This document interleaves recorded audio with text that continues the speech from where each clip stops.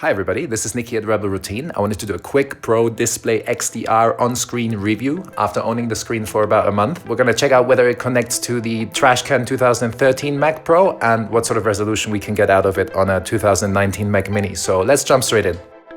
In the system preferences, where you find your display settings, you get these 4 little scaling presets. However, if you press the left mouse button while you're holding Alt on Scaled, you get the actual resolutions, plus it'll open up the 6K setting for you.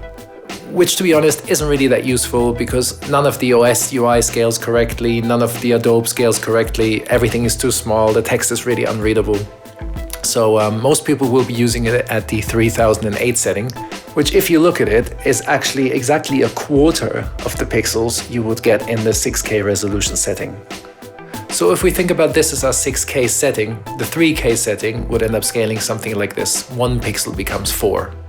This unfortunately causes some problems, so say inconsistencies, when you're previewing images between different apps. So let's jump to a software package like Nuke. I got a 1920 by 1080 HD image. It's an EXR, nothing fancy.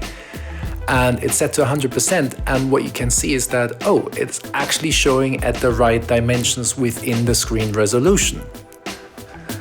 However, if we were to render this, so let's take it here, all right. And now go to preview and open it up. It goes, whoops, 4 times the size because it scales exactly like the UI of the OS. And you can double check that because when you go to the view options in preview, you see that it's already set to the actual size and you can't change it to that. So it assumes this is the actual size. However, what's even stranger, if you were to take a screenshot, let's just get it rough and open that up in preview. Where is it? Oh, here. It shows it to you in the correct size, or rather pixel dimension. So that's kind of strange. But what is possibly the most annoying thing about this Apple proprietary scaling randomness is if you go to a place like Maya and say you're rendering something with Arnold, or it could be V-Ray, and you go to set it to 100% test resolution, and here you go. That's 1920 by 1080 as well, so HD again. So look what happens if I press render. That's right, it scales it up like the UI again, so it's 4 times as big. And to be honest, when you're rendering 4K footage and you're doing a sequence render, and while it renders, you can look at a quarter of it because it shows it in 16K. That's where it kind of gets a little bit silly, so it would be nice if Autodesk would actually support this Apple feature.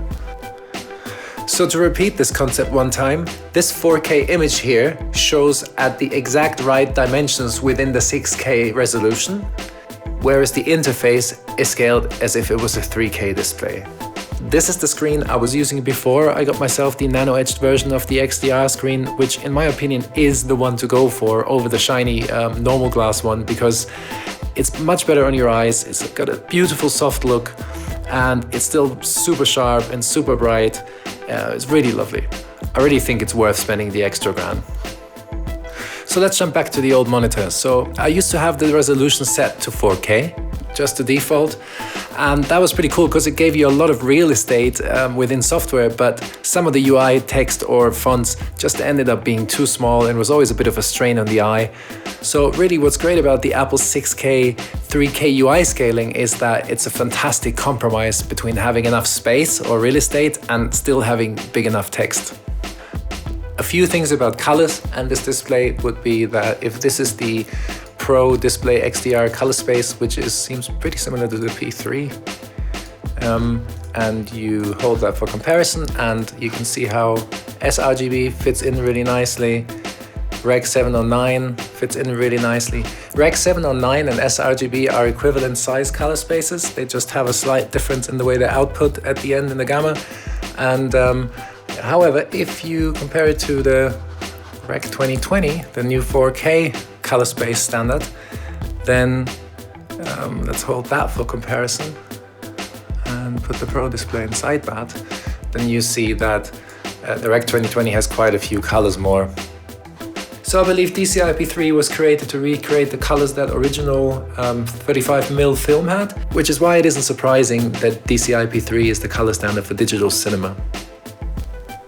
So I was having a look around the web to see what kind of devices show what color gamut, and it seems most televisions from a year or so ago show you the DCI P3 color gamut very well, almost 100%, whereas the Rec 2020 only gets up to about 75%. This being the same on iPhone and iPad and many other devices that adopted the P3 color gamut standard for now, begs the question why we deliver within the confines of Rec 2020. I mean, you know, DCI P3 fits in really nicely, but really it doesn't make any sense at this point because there's barely any device that shows you the Rec 2020 color space fully or correctly. So in a nutshell, the Pro XDR screen can show you the most relevant color gamut that there is right now, the DCI P3, and it can do so with super brights to get the HDR effect. That's pretty cool. I'm afraid I got some bad news for the owners of the Trashcan 2013 Mac Pro, which unfortunately doesn't seem to be able to even turn on the screen, so there's literally no resolution that it runs it on. I don't know, maybe you can buy an external GPU to fix that problem. This is now on the 2019 6-core Mac Mini, which seems to be able to run the Pro Display XDR in 5K. However, it's kind of pointless again because you would be running it in 3008 because that's what everybody is running it in. So the 6K setting, the 5K setting, whatever other settings there might be are all pretty irrelevant, at least for the time being. So is this new Apple screen everything I was hoping for? Absolutely. Since ever I had to switch away from the 2K Thunderbolt Apple screen because of a lack of real estate, especially in 3D software, it just didn't feel like an Apple setup anymore. I'm really glad to have an all-Apple system again after such a long time, and I hope you guys liked the review and added something to all the other reviews that are out there. I'll be doing some more reviews of other gear, the 2019 16-core Mac Pro, I will be reviewing Luna by Universal Audio, and a bunch of other stuff, so please hit the subscribe button, stay healthy, word up.